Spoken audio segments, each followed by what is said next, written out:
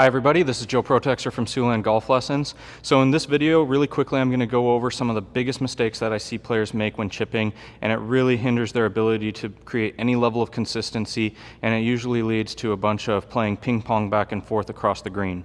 So the first issue that I see a lot of players make mistakes on is their setup. They just don't know where they want to put the ball. Sometimes it's here, sometimes it's there, sometimes they're too far away, sometimes they're too close. There's no level of consistency. If you want to start being a better chipper, you got to basically commit to, am I hitting the ball high or am I hitting it low? If you want to go with the ball getting a little bit more up in the air, not even necessarily high, just getting a little bit more loft on it, you want to start playing the ball towards the more front portion of your foot, and then again, just a little bit of a gap between your feet. I'm not a huge fan of having your feet right next to each other. I get why some players do it. I don't personally subscribe to it. I'm not going to knock people on that too much. I just think a little bit of a width between your feet kind of creates a little bit of a base so you're a little bit more steady.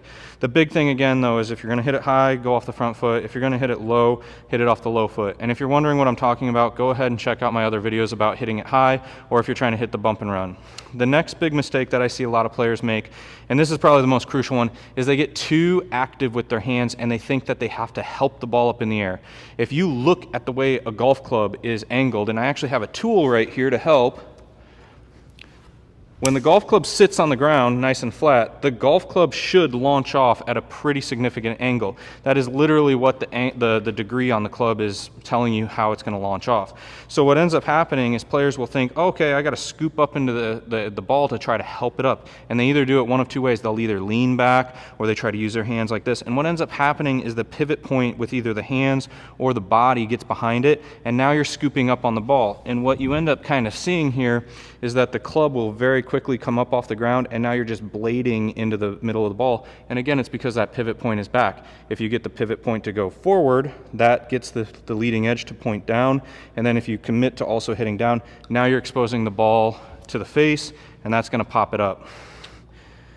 The last mistake that I see players make almost every single day when it comes to chipping is no level of tempo control or no understanding how far they're taking the club back. I see players who will go really far back and then they almost realize, hey, I've taken the club way too far back for just hitting a chip maybe like 15 to 35 feet this way, and then they try to decelerate on the way down, and it leads to the ball not going anywhere. Or I'll see players who try to stab at the ball where they take it back and then they try to jab at it. It is so hard to be consistent when you do this. And I'm a huge fan of just think about like a nice easy swing, like you're on a literal swing at the playground.